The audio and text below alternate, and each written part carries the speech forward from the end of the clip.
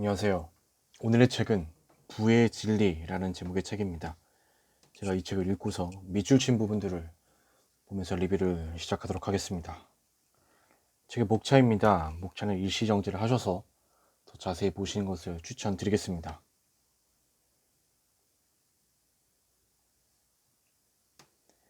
아직 사고를 당하지 않은 것은 지금까지 운이 좋았던 것일 뿐. 사고는 누구든지 언제나 당할 수 있다. 예전에는 듣도 보도 못했던 중소형 금융회사나 사설 투자회사에서 금융사고가 많이 발생했다. 그랬기에 은행이나 증권사 같은 대형 금융회사를 이용하는 평범한 사람들이 금융사고를 걱정할 일은 없었다. 하지만 최근에 발생하는 금융사고는 시중은행, 증권사에서 버젓이 판매되는 금융상품에 문제가 터진다. 벌건 대낮에 눈뜨고 코 베인 일, 믿었던 도끼에 발등 찍히는 일이 벌어지고 있다는 것이다.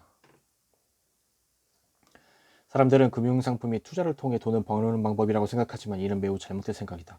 금융상품은 일정한 조건 하에서 투자자의 돈을 이전하는 시스템일 뿐이다. 결과를 맞게 예측한 사람은 수익이 생기고 결과를 틀리게 예측한 사람은 손실이 생긴다. 투자의 귀재 워렌 버핏은 투자 시장을 다음과 같이 정의했다. 참을성 없는 개미로부터 인내심 강한 투자자에게 자산을 이전하는 시스템. 투자 시장에서는 결과를 예측하는 일보다 더 중요한 요소가 인내심이고, 투자 시장은 인내심이 강한 사람이 그렇지 못한 사람의 자산을 가져가는 시스템이라고 본 것이다. 돈이 이전되는 그 자체가 나쁜 건 아니다. 돈이 누군가에게서 다른 사람에게로 이전되고 순환하는 과정은 정상적이고 자연스러운 현상이다. 마치 심장에서 생성된 피가 핏줄을 타고 온몸으로 흐르는 것 같다. 피가 순환하지 않으면 사람이 죽듯이 시장 경제에서 돈이 순환되지 않고 묶여있는 상태가 오히려 더 위험하다. 하지만 자본주의 사회에서 돈의 이전은 돈이 골고루 순환하지 않고 한 방향으로, 즉 빈자에게서 부자에게로 집중되는 것이 문제다. 그 결과 빈자들은 점점 더 가난해지고 부자들은 더더욱 부자가 되는 부익부 빈익빈이 심화된다.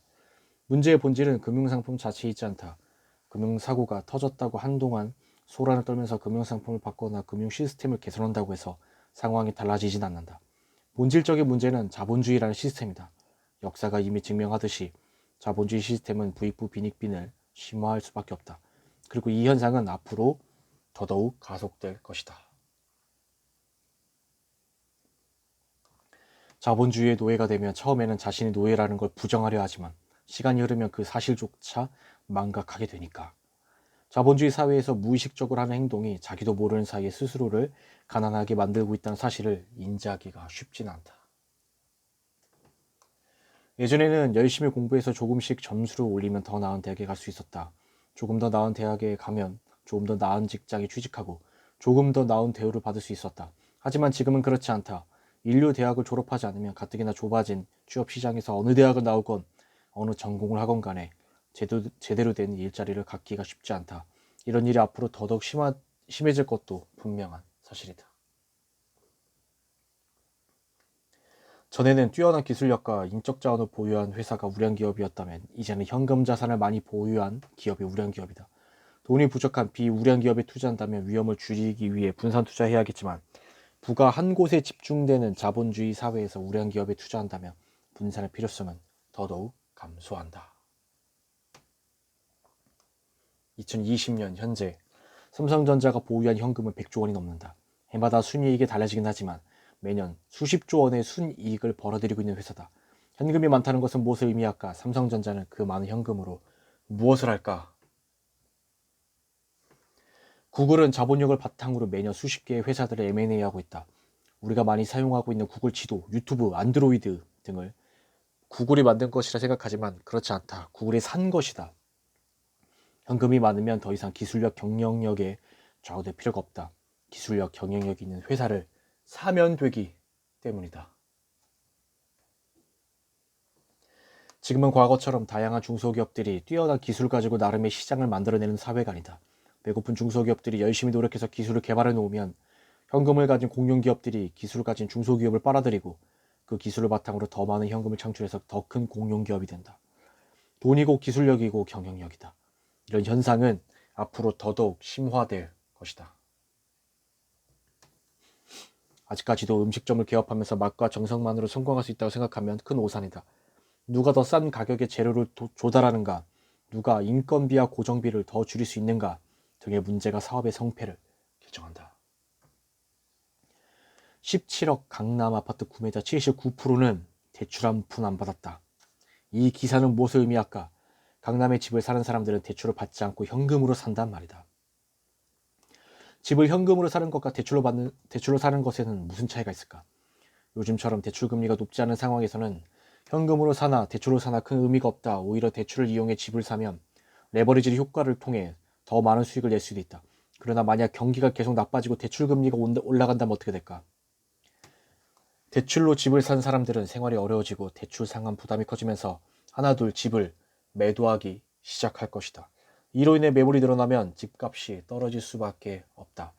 가격은 수요와 공급에 의해 결정되는데 매물이 늘면 가격이 하락한다. 반면에 현금으로 집을 산 사람들은 경기가 나빠지든 대출금리가 올라가든 전혀 영향을 받지 않는다. 따라서 그런 문제로 집을 매도할 이유가 없다. 어쩌면 앞으로 집을 팔 계획이 전혀 없을 수도 있다. 그러다 보면 현금으로 집을 사는 강남은 경기와 무관하게 점점 매물이 사라질 것이다. 매물이 사라진 강남 집값은 부르는 게 값이 된다. 최근 코로나로 인해 강남 부동산에 일부 급매물이 나오고 있다. 경기가 어려워지자 현금이 부족한 사람들이 집을 팔아 현금화하려는 것이다. 이렇게 나온 매물을 현금이 충분한 부자들이 매입하고 있다. 이런 현상이 지속될수록 현금이 부족한 사람은 강남에서 쫓겨날 테고 강남은 현금이 충분한 사람들로만 채워질 뿐이다. 그리고 현금 여유가 있는 사람들이 모여있는 강남에서 아파트 매물을 찾기는 점점 더 힘들어질 것이고 매물이 사라진 강남 아파트 가격은 더더욱 견고해질 것이다. 물론 소수의 집단이 현금을 가지고 시장을 독식하는 현상은 긍정적이지 않으며 이를 정당화하고 싶은 생각도 없다. 하지만 자본주의에 살면서 이런 현상을 무시한다면 빈자로 전락할 뿐이다. 사회가 어떻게 돌아가고 있는지 알아야 그에 맞는 대응 전략을 세울 수 있다. 수십 년 전 금리가 높았을 때 은행은 돈을 모으는 곳이자 불리는 곳이었다. 하지만 초저금리가 지속되고 있는 지금의 은행은 더 이상 돈을 모으는 것도 불리는 것도 아니다. 누군가는 아직도 은행에서 안전하게 종잣돈을 모아야 한다고 말할 것이다. 하지만 그것은 은행 밖의 세상을 전혀 모르는 소리일 뿐이다. 이제는 종잣돈을 모을 때조차 은행에 가야 할 이유가 없다. 은행 스스로도 이미 예적금을 판매하기보다 투자상품이나 보험상품을 판매하는 데 더 집중하고 있다. 예적금은 은행에도 더 이상 수익이 되지 않고 고객들이 찾는 비율도 줄고 있기 때문이다. 굳이 은행이 필요한 이유를 찾자면 은행은 돈을 지키는 곳일 뿐이다. 이미 많은 돈을 모은 사람들, 필요한 돈은 다 준비되어 있어서 굳이 돈을 불리지 않아도 되는 은퇴자들이 현재 보유한 자산을 안전하게 지키기 위해 이용하는 곳이다. 그런데 앞으로 더 많은 자산을 형성해야 할 젊은이들이 은행만 이용하는 것은 참 안타까운 일이다. 은행을 이용하는 것 자체가 부익부는커녕 빈익빈이 되는 지름길이라는 사실을 깨닫지 못한 듯하다. 초저금리가 10여 년 이상 지속되고 있는데 아직도 은행에 돈을 저축해두고 있다면 빈익빈으로 가는 고속열차를 타고 있는 것이다. 지금 시대에 은행을 이용하는 것은 더 이상 안전하지 않다. 특히 사회생활을 시작하는 젊은이들에게는 더더욱 그렇다. 은행 예적금 상품은 원금이 보장되니 안전하다고 생각하는 것은 큰 오산이다. 부동산 가격이 폭등하고 물가가 상승하는 시대에 은행에서 1% 이자를 받는 것이 훨씬 더 위험하다는 사실을 깨달아야 한다. 부모들 역시 항상 자녀에게 이렇게 말한다. 열심히 공부해서 좋은 직장 취직해야지. 우리 아들이 삼성전자에 입사하면 소원이 없겠네. 어떻게 보면 아무 문제없는 이야기처럼 들리겠지만 자본주의를 알고 보면 참으로 바보 같은 한편으로는 너무나 소름 끼치는 이야기다. 돈의 주인인 자본주의 사회에서 부모는 자녀가 돈의 주인이 되기를 바라는 것이 아니라 돈 가진 사람의 노예가 되길 바라는 것이다. 열심히 공부해서 삼성전자에 입사하면 종업원이 된다. 여기서 종자는 노예종, 딸을 종이다. 열심히 공부해서 삼성의 노예, 아니 더 정확히 말하자면 이재용 대감댁의 노비가 되는 것이다. 그리고 평생을 이대감댁의 부를 늘려주는 일에 노동력과 시간을 바친다. 이대감께서 부익부를 실현하실 수 있도록 온몸과 마음을 바치는 것이다. 그런데 정말 억울한 사실은 인생의 가장 소중한 시간을 이대감의 부귀 영화를 위해 바쳤으면 내가 힘이 조금 떨어져도 그동안의 정을 생각하며 감싸줘야 할 텐데 이대감은 그러지 않으신다. 나이가 들고 힘이 없다는 이유로 집에서 내쫓아버린다. 그럼에도 불구하고 전국의 모든 학생들이 맹목적으로 공부하고 스펙을 쌓아서 이대감 댁의 노예가 되길 바라고 있다. 평생 남의 집 일만 해주고 남의 집 돈 벌어주는 데 인생을 소비하기를 대한민국의 모든 부모와 학생이 간절히 바라고 있다. 그리고 노예가 되기 위해 시험을 보고 치열한 경쟁도 불사한다. 그런데 더 신기한 점은 자신이 노예라는 사실을 서로 자랑한다는 것이다. 삼성 배지, 이대감댁의 노비임을 나타내는 표식을 자랑스럽게 달고 다니며 내 자식이 이대감댁의 노비인 것이 다른 사람에게 자랑거리가 되는 참으로 웃기지만 슬픈 상황이다. 노예가 노예로서의 삶에 너무 익숙해지면 놀랍게도 자신의 다리를 묶고 있는 쇠사슬을 서로 자랑하기 시작한다. 어느 쪽에 쇠사슬이 빛나는가 더 무거운 것 같음. 그리고 쇠사슬에 묶여있지 않은 자유인을 비웃기까지 한다. 과거의 노예는 자유인의 힘에 의해 어쩔 수 없이 노예가 되어버렸다. 노예가 되더라도 결코 그 정신의 자유까지도 양도하지는 않았다. 그런데 현대의 노예는 스스로 노예의 옷을 입고 목에 굴욕의 끈을 휘감는다. 그리고 무엇보다 놀랍게도 현대의 노예는 스스로가 노예라는 자각이 없다. 그뿐만 아니라 그들은 노예인 것을 스스로의 유일한 자랑거리로 삼기까지 한다. 돈에 대해 모르는 젊은이는 애플 스토어에 줄을 선다. 하지만 돈에 대해 아는 젊은이는 그 장면을 보면서 애플 주식을 산다. 자본주의를 이해하는 부모라면 애플 스토어에 줄을 서는 자녀에게 지금 아이폰을 사는 것보다 애플 주식을 사는 것이 왜 중요한지 알려줘야 한다. 애플의 노예가 되지 말고 애플의 주인이 되는 법을 알려줘야 한다. 공부하기 싫어하는 자녀를 붙잡아서 학원에 보내봐야 효과도 없고 돈만 낭비한다. 설령 공부해서 삼성그룹에 입사한다 해도 결국 삼성의 노예가 될 뿐이다. 물론 삼성의 임원으로 승진할 수 있다면 돈을 많이 받는 노예가 될 수 있다. 하지만 그러기 위해서는 어릴 때부터 죽어라 공부해서 좋은 대학에 가야 하고 대학에 가서도 취업 경쟁을 뚫고 삼성에 입사해야 하며 입사해서도 동료 선후배들과 치열하게 경쟁해서 임원이 되어야 한다. 그래봤자 결국 종이다. 자본주의 사회에서 이렇게 살아야 할 이유가 없다. 삼성전자에 입사해 삼성의 종이 되는 것보다 삼성전자 주식을 사서 삼성의 주인이 되어야 한다. 자녀 학원비에 들어갈 돈으로 자녀에게 삼성전자 주식을 사줘서 삼성의 종이 아니라 주인으로 만들어줘야 한다. 삼성전자에 입사하면 종이 되고 삼성전자의 주식을 사면 주인이 된다. 이것이 자본주의의 핵심이다. 지난 10여 년간 정부가 내놓은 부동산 규제의 대표 주자가 바로 양도소득세 강화다. 부동산 가격이 오르는 것을 막기 위해 매매 차익에 더 많은 세금을 부과하는 정책이다. 대부분의 부동산 보유자들이 정부의 양도소득세 강화 정책을 싫어한다. 하지만 여기서 우리가 깨달아야 할 것이 있다. 부동산 보유자들이 싫어하는 양도소득세가 부동산 가격 상승의 주범이 되어왔다는 사실이다. 거래가 활성화되어야 가격이 조정되는데 양도소득세가 늘어나면서 주식을 매도한 사람이 줄어버렸다. 집을 팔면 차익의 절반이 세금인데 누가 팔려고 할까? 재화의 가격은 기본적으로 수요와 공급의 법칙에 따라 결정되는데 사려는 사람은 많은데 규제가 강화되어 팔려는 사람이 줄어드니 가격이 상승하는 현상이 반복될 수밖에 없다. 안전자산으로의 전환은 위기가 오기 전에 미리 하는 것이지 위기가 발생하고 나서 할 수 있는 일이 아니다. 위기라는 것을 깨달은 순간 이미 늦었다.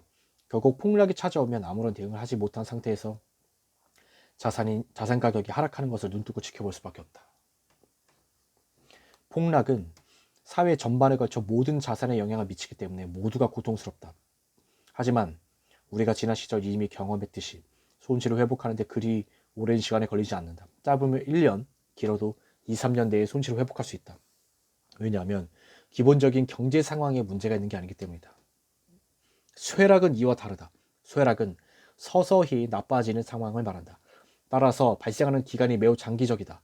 짧게는 수년에서 길게는 수십 년에 걸쳐 진행된다. 서서히 진행되므로 일반인은 위기라고 인식하기 힘들다. 당장 어제와 오늘이 큰 차이가 없기 때문이다. 더구나 조금씩 나빠지는 데 익숙해지면 위기를 깨닫기는 더더욱 어려워진다. 장기적으로 진행되는 쇠락의 위기를 버텨낼 힘이 무엇일까? 혁신적인 기술을 갖추고 뛰어난 경영자가 있으면 버틸 수 있을까? 그렇지 않다. 위기를 버티는 힘은 바로 자본력이다. 자본 즉 현금을 얼마나 보유하고 있는가가 생존의 열쇠가 된다. 따라서 쇠락의 위기를 버틸 만큼의 충분한 현금을 보유한 대기업은 살아나는 반면 현금 잔산이 부족한 대부분의 중소기업과 자영업자는 계속되는 손실을 버티지 못하고 파산하게 될 것이다. 그리고 이 과정에서 기술력이 뛰어난 중소기업들은 현금을 보유한 대기업의 헐값에 넘어가게 될 것이다. 결국 대기업들만 생존하게 되고 그들이 망해가는 중소기업을 인수하는 과정을 거치며 부익부 빈빈이 더더욱 가속화된다. 폭락은 누구에게나 같은 위기지만 쇠락은 그렇지 않다.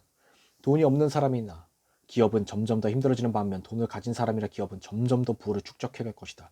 쇠락을 통해 자본주의 사회의 부익부 빈익빈이 더욱 견고해진다. 대한민국은 지금 쇠락의 위기에 빠져 있다. 즉 서서히 나빠지고 있다. 어제와 오늘은 큰 차이 없지만 10년 전과 비교해보면 지금은 더 살기 힘들어졌고 앞으로 10년 후에는 더더욱 그럴 것이다. 사회가 전체적으로 어려워지는데도 가진 자들은 훨씬 더 부유해지고 있다. 위기의 결과가 차별적으로 진행되고 있는 것이다. 우리가 폭락만을 위기로 생각하고 폭락에 대비하는 사이 사회의 양극화는 점점 더 심해지고 부자와 서민 간의 자산 차이도 더 크게 벌어지고 있다. 더 이상 바라만 보고 있으면 안 된다. 이제 위기에 대한 인식을 바꾸고 폭락이 아닌 쇠락에 대처해야 한다. 태풍이 몰아치듯 큰 위기가 찾아오는 폭락 시에는 잠시 동안만 안전한 곳에 대피했으면 된다. 그러나 작은 위기가 장기적으로 지속되는 쇠락 시에는 대피가 답이 아니다. 위기에 맞서 극복할 방법을 찾아야 한다. 자산관리도 마찬가지다. 폭락이 찾아오면 안전자산으로 잠시 피하는 것이 상책이다. 하지만 부익부 빈익빈이 서서히 심화되는 자본주의 사회에서 생존하려면 안전한 곳에 머물러 있으면 안 된다. 다소 위험을 감수하더라도 투자를 통해 자산을 지키고 불려야 한다. 부자가 되기 위해 투자를 배우라는 말이 아니다. 투자를 배워야 하는 이유는 부자가 되기 위해서가 아니라 살아남기 위해서다. 투자를 두려워하지 말고 투자를 해서 살아남자. 은행을 이용해 엄청난 돈을 버는 사장과 달리 직원들은 기업가의 놀이개가 되어버린다. 그들은 사장님이 왜 은행을 설립했는지, 은행에 저축하는 자신의 행동이 어떤 의미인지도 모른 채 그저 조금 높은 이자의 월급을 맡겨버린다. 직원들이 맡긴 돈이 기계 설비가 되어 돌아오고 기계 설비가 늘어나면서 직원들의 설 자리는 줄어든다. 직원들이 은행에 더 많은 돈을 저축할수록 사장님은 더 부자가 되지만 직원들은 일자리를 잃게 된다. 이것이 부익부 빈익빈이 되는 자본주의 논리를 이해하지 못하고 3% 이자에 만족하며 은행에 돈을 몰아주는 불쌍한 직원, 서민들의 결말이다. 은행은 서민의 돈을 안전하게 지켜주는 회사로 포장되어 있지만 실상 그렇지 않다. 자본주의 사회에서 은행은 서민의 돈을 이용해 부자들의 부를 더 늘려주는 도구일 뿐이다. 주식 투자의 본질은 회사의 주주가 되어 의견을 제안하고 회사의 성장과 함께하는 것이다. 주식을 팔아 수익을 남기는 것은 부차적인 목적이다. 그런데 우리나라 사람들의 주식 투자에 대한 인식을 보면 주주라는 개념이 아예 없다. 그저 싸고 비싸게 팔아서 매매 차익을 남기는 재테크 수단으로만 인식하고 있다. 그러다 보니 투자도 실패하고 주주로서의 권리도 행사하지 못한다. 엄청난 권한을 갖고 있으면서도 그 권한이 무엇인지 어떻게 사용해야 하는지 모르는 것이다. 이런 상황에서 부자가 자산을 늘리는 방법은 간단하다. 돈에 무지한 서민을 이용해 돈을 불려나가는 것이다. 이것이 자본주의의 논리다. 돈에 대해 모르면 모를수록 서민들은 부자들에게 더 많이 이용당하고 결국 돈을 모르는 서민은 점점 더 가난해진다. 배당을 정기적으로 받을 수 있다면 결론적으로 주가가 올라도 좋고 보합이도 좋고 은행보다 낮고 떨어져도 손실을 만회할 수 있는 수준이다. 그렇다면 해볼 만한 투자 아닌가? 2에서 3% 배당. 얼마 되지 않는다고 얕잡아 봐서는 안 된다. 배당이 쌓이면 더 큰 수익이 된다. 배당의 힘 무시하지 마라. 배당의 기본 조건은 기업의 수익이 나야 한다는 것이다. 이 말은 배당을 하는 회사는 수익이 나는 회사이고 배당이 많아진다는 것은 회사가 발전하고 있다는 것을 의미한다. 즉 배당은 회사의 성장성을 확인할 수 있는 중요한 지표이므로 배당을 하는 회사의 주식은 주가 상승 가능성이 더 높다. 그런데도 많은 주식 투자자가 배당을 과소평가하는 경향이 있다. 보통 배당금은 배당이 결정된 날로부터 1에서 2개월 내에 지급되며 주식을 보유한 증권사의 계좌로 지급된다. 투자보다 투기를 하는 사람이 많아질수록 웃는 사람은 거래 수수료를 챙겨가는 금융회사뿐이다. 일반 투자자들이 투자의 본질을 알면 할수록 올바른 투자자가 더 늘어날수록 금융회사는 돈 벌기가 어려워진다. 올바른 투자 문화가 자리 잡지 못하는 또 하나의 원인은 투자 교육의 부재다. 우리나라 학교 교육을 보면 돈이 주인은 자본주의 사회에 살아야 할 학생들에게 돈의 진짜 속성에 대해 단 1시간도 교육하지 않는다. 영어, 수학, 과학 같은 과목은 12년간 가르치지만 경제와 돈에 대해 제대로 교육하는 시간은 거의 없다. 국영수를 잘하면 좋은 직장에 들어갈 수 있다 하지만 그래봤자 열심히 노동해서 돈 버는 것이다. 자본주의 사회는 열심히 노동해서 돈 버는 것보다 돈으로 돈을 벌기가 더 쉬운 세상이다. 공부를 잘해서 돈을 벌 수 있겠지만 돈에 대해 모르면 그렇게 열심히 번 돈을 한순간에 날릴 수도 있다. 주식이 위험하다는 생각은 실제와는 다르다. 주식을 잘 못해서 위험한 것이지 주식 투자를 제대로 하면 거의 아니 전혀 위험하지 않다. 주식 투자에 실패한 대부분의 원인은 투자자에게 있는데도 불구하고 주식 투자 자체가 위험하다고 잘못을 떠넘기고 있을 뿐이다. 이것은 마치 자동차 사고가 났다고 해서 자동차가 위험하다고 하는 것과 같다. 자동차 사고의 대부분은 부주의하게 운전한 운전자 잘못인데 자동차가 위험하다면 자동차를 절대로 타지 말라고 하는 것과 같다.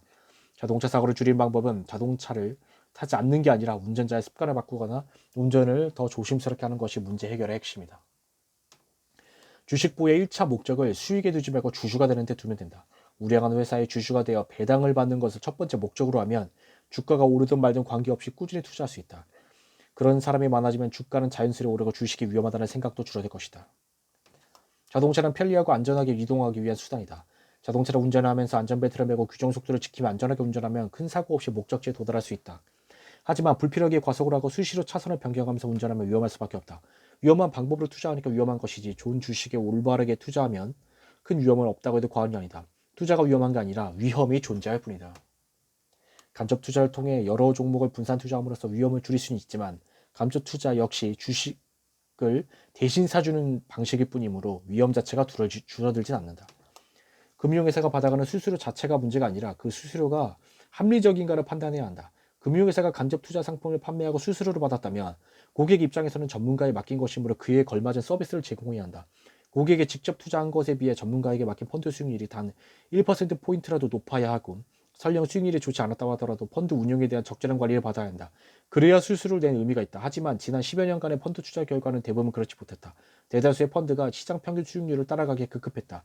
시장 평균 정도의 수익률이라면 굳이 전문가에게 맡길 필요가 있었을까? 국내 시장에 투자하면서 펀드로 간접 투자하는 것은 수수료만 발생할 뿐 큰 차이가 없다. 과거에 분산 투자를 했던 이유는 대기업조차도 부도의 위험이 있었기 때문이다. 기술력이 있어도 언제든지 시대가 바뀌면 망할 수 있었기 때문이다. 하지만 지금의 대기업은 다르다. 자본력을 보유한 대기업은 자본주의 사회가 붕괴하지 않는 한 지속적으로 규모를 확대해 나갈 것이다. 기술의 힘이 아닌 자본의 힘으로. 자본주의 속성을 이해하고 부익부 빈익빈이 심화될 것을 인정한다면 이제 더 이상 분산 투자할 필요가 없다. 시장은 자본력이 풍부한 우량자산 쏠림 현상이 더 심화될 것이고 우량자산의 가치가 더더욱 상승할 것이기 때문이다. 그리고 그들은 위기가 닥칠 때 위험해지는 게 아니라 더더욱 규모를 확장할 것이다. 그렇다면 투자는 우량자산, 그 중에서도 초우량자산에 집중해야 한다. 만약 그럼에도 불구하고 굳이 분산 투자해야 된다면 초우량기업 3개에서 5개의 기업에 분산하면 된다. 그것이 가장 위험이 적으면서 가장 높은 수입을 달성할 수 있는 방법이다. 돈 가진 사람이 될 수 없다면 돈 가진 사람에게 투자하라. 그들을 이길 수 없다면 그들과 한 배를 타는 것이 훨씬 현명한 전략이다. 보유 주식 수는 마이너스가 없다. 팔지 않는 한 줄어들지 않기 때문이다. 주식을 매달 10주씩 산다면 1년 후에는 120주를 보유하게 되고 10년 후에는 1200주를 보유하게 된다. 우량주를 장기 보유하다 보면 주가는 알아서 올라갈 테고 투자자는 주식 수를 늘리는 재미가 생긴다. 투자 원금을 기억하면 주식의 노예가 된다. 하지만 투자 원금을 잊을 수 있다면 투자에서 자유로워질 수 있다. 투자 원금을 잊는 방법이 바로 보유 주식 수에 집중하는 것이다. 나는 1천만 원 투자했어가 아니라 나는 1천주 가지고 있어로 관점을 바꾸면 된다. 이렇게 보유 주식 수에 집중하다 보면 자연스럽게 투자 원금을 잊게 되고 안정적인 투자를 할 수 있다. 주가가 떨어져도 자신이 보유한 주식 수는 변동이 없기 때문이다. 오히려 주가가 떨어지면 저가에 더 많은 주식을 매수해 주식 수를 늘릴 수 있는 기회를 갖는다. 내가 투자한 회사의 주식을 더 많이 보유하고 싶다면 내일 주가는 떨어져야 한다. 장기 투자를 하면 죽을 때까지 팔지 말라는 이야기가 아니라 평생 팔지 않아도 되는 돈으로 여기며 평생 팔지 않겠다는 마음으로 투자하란 말이다. 정보의 부족은 누구나 인정하는 우량자산에 투자함으로써 해결할 수 있다. 대한민국에 존재하는 모든 금융 전문가는 전문가이기 전에 판매자다. 따라서 금융 전문 지식을 제공하는 것처럼 보이지만 그들은 먹고 살기 위해 상품을 판매하는 사람이라고 봐야 한다. 그들은 상품을 판매하기 위해 상담의 방향을 판매하는 상품 쪽으로 유도할 수밖에 없다. 삼성전자 주식을 사라는 것은 단기 수익을 목적으로 주식 투기를 하자는 것이 아니다. 삼성전자의 주주가 되어 우량자산을 장기적으로 보유하자는 것이다. 그렇기 위해서는 너무 자주 주식을 매수하는 방법은 바람직하지 않다. 매월 또는 분기별로 정해진 시점이 되면 스스로 정해놓은 금액이나 주식수를 꾸준히 매수하는 습관을 들이는 게 좋다. 물론 생각처럼 쉽진 않을 것이다. 하지만 주식에 빠져 투기로 전락하지 않으려면 단단히 마음먹고 시작해야 한다. 주식 지분을 더 많이 가진 사람이 더 많은 투표권을 가질 수 있다. 만약 A 주주가 전체 주식수의 51%를 보유하고 있다면 회사 경영과 관련된 대부분의 결정을 A 주주 마음대로 할 수 있다는 뜻이다. 이런 구조이다 보니 회사 대표 입장에서는 투자를 받기 위해 주식을 계속 발행하는 것이 달갑지 않다. 타인이 보유한 주식 수가 늘어날수록 대표 본인의 주식 보유 지분율이 줄어들기 때문이다. 그러다 결국 회사를 마음대로 경영하기 힘들어질 수 있다. 돈이 필요하니 투자를 받긴 해야 하겠는데 투자를 받더라도 경영에 간섭하지 않게 할 수 없을까? 이런 고민 끝에 생긴 것이 바로 우선주다. 우선주는 보통주와 달리 의사결정권이 없다. 주식을 보유하고 있지만 회사의 경영에 참여할 수 없다는 것이다. 그렇다면 같은 회사의 주식인데 우선주가 의사결정권이 없다면 그 대신 무언가 유리한 점이 있지 않을까? 우선주는 배당 측면에서 유리하다. 경영에 참여하지 않는 대신 배당을 더 많이 받을 수 있도록 한 것이다. 실제 배당을 결정할 때 보통 주주보다 우선 주주에게 조금 더 높은 배당액을 지급하기도 한다. 하지만 우선주가 배당 측면에서 유리한 진짜 이유는 보통 주에 비해 주가가 싸기 때문이다. 자녀에게 물고기를 잡아주면 한 끼 식사를 해결해 주는 것이지만 물고기 잡는 법을 알려주면 평생 식사를 해결해 주는 것이다. 자녀에게 돈을 주려면 돈을 만드는 방법도 함께 알려줘야 한다. 특히 자본주의 사회에서 살아갈 자녀라면 더더욱 돈에 대해 알아야 한다. 돈을 공부해야 하는 이유는 부자가 되기 위해서만은 아니다. 더 가난해지는 것을 막기 위해서다. 돈에 대해 모르면 지금 가진 것마저 부자에게 빼앗기고 결국 더 빈곤해질 것이기 때문이다. 우리 아이를 자본주의의 피해자, 자본주의의 노예로 만들지 않기 위해 지금 당장 돈에 대해 교육하고 올바른 투자 방법을 가르쳐야 한다. 목돈과 연금의 10가지 차이점. 목돈은 내가 지켜야 하는 것이고 연금은 나를 지켜주는 것이다. 목돈 가진 사람은 불안하고 연금 가진 사람은 꿈이 있다. 목돈 가진 사람은 현재 부자, 연금 가진 사람은 평생 부자다. 목돈 가진 사람은 왕년에 내가라 하고 연금 가진 사람은 나는 앞으로라 한다. 목돈 까먹는 데는 한도가 없지만 연금은 까먹어도 한도가 있다. 목돈을 날리면 평생 힘들지만 연금은 날려도 한 달만 참으면 된다. 목돈 가진 사람은 호구가 되고 연금 가진 사람은 갑이 된다. 목돈 가진 노인은 일찍 가는 게, 연금 가진 노인은 오래 사는 게 자녀를 도와주는 것이다. 목돈은 이벤트를 준비하는 것, 연금은 삶을 준비하는 것이다. 목돈은 금융자산이지만 연금은 사회제도다. 역사상 경험해 본 적이 없는 초고령 사회가 다가오고 있다. 무슨 일이 벌어질지 예측하기 힘들지만 목돈을 가지고 노후를 보내는 사람보다 연금으로 노후를 보내는 사람이 훨씬 더 안정적이고 행복하다는 것은 공무원 은퇴자들을 통해 이미 증명되고 있다. 더 늦기 전에 목돈보다 연금의 중요성을 깊이 생각해 볼 때다. 네, 오늘 준비한 내용은 여기까지입니다. 제가 이 책을 읽고서 느낀 건 자본주의는 정말 이 책 하나로 보면 끝날 수 있다. 어려운 말들보다 정말 이렇게 쉽게 설명하는 책은 제가 정말 너무 오랜만에 만난 것 같습니다. 자본주의를 이해하고 싶으신 분들은 정말 꼭 이 책을 구매하셔서 더욱더 디테일한 내용을 보셨으면 좋겠습니다. 오늘 리뷰를 여기서 마치겠습니다. 감사합니다.